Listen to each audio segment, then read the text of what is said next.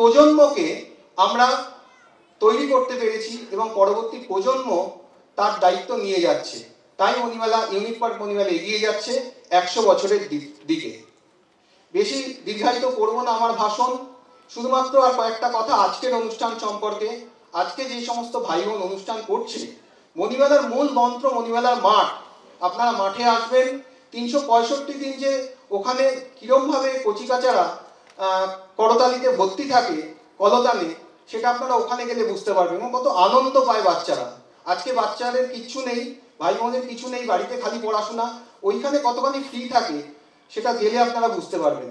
গত 3 মাস ধরে কি অক্লান্ত পরিশ্রম করেছে এই ভাই বোনগুলো আপনারা চিন্তা করতে পারবেন না। বাড়িতে তারা কিচ্ছু করে না, গার্জিয়ানরা বলে, কিন্তু এই 45 ডিগ্রি গরম, এই বৃষ্টি রোদ কোনোদিন কামাই করেনি, অক্লান্ত পরিশ্রম করে। তার সঙ্গে যারা ডিরেক্টর, আমি তাদেরও নতমস্তকে প্রণাম করছি, কেননা মণিমেলাতে যারা আমরা আছি, ডিরেক্টররা যারা করিয়েছেন, তারা কিছু পেতে আসেনি, আমরা দিতে এসেছি।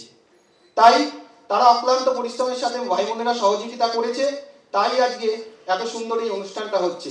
যদি ছোট কিছু ভুল হয় তাহলে সেটা নিজ গুণে আপনারা ক্ষমা করে নেবেন।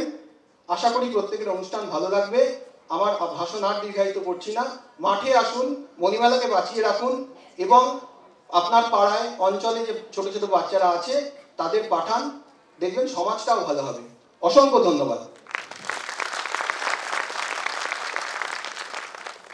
কাঞ্চনদা যে সারমর্মটা দিলেন, মণিমেলা আন্দোলন, মৌমাছি সেভাবেই এটাকে বলেছিলেন, মানুষ গড়ার একটা আন্দোলন। আমি একটু শ্রী অঞ্জন দাস মহাশয়, ওনাকে মাইক্রোফোনে ডেকে নেব আমাদের কিছু বলার জন্য।